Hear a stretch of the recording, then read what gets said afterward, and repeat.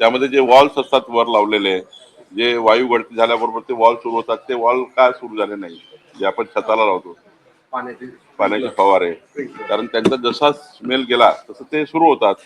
हे सर्व तांत्रिक बाबी आहे. यामुळं ते मेंटेन केले की नाही, ते केव्हा लावले होते, ते का कुठल्या कंपनीने लावले, काय केले, साऱ्या गोष्टी आहे. अशा वेळी तर सदोष मनुष्यवधाचा गुन्हा दाखल होतो. जर एखाद्या वेळी तांत्रिक पद्धतीने कुठल्या अधिकाऱ्यांनी चूक करून ते चुकीचे लावले असतील, किंवा कॉन्ट्रॅक्टरने चुकीचे लावले असेल, किंवा मेंटेन करताना चूक झाली असेल, अशा घटना तर सदोष मनुष्यवधाच्या आहे. याच्यात काही कॉम्प्रोमाइज नाहीये. पण नेमकं घटनेच्या मुळात जावं लागेल. भंडाऱ्यामध्ये घटना झाली होती, आम्ही सदोष मनुष्यवधाचे गुन्हे दाखल केले होते.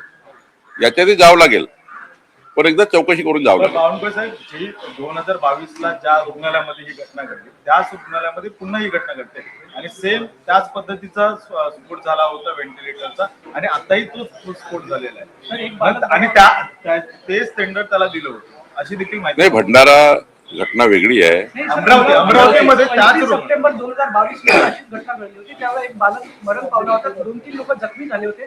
चौकशी झाली, पण चौकशीचा अहवाल गुंडाळला गेला. ते बघावं लागेल 2022चं काय झालं. पण या घटनेत मात्र मी स्वतः 5 वाजतापासून चेक करतोय.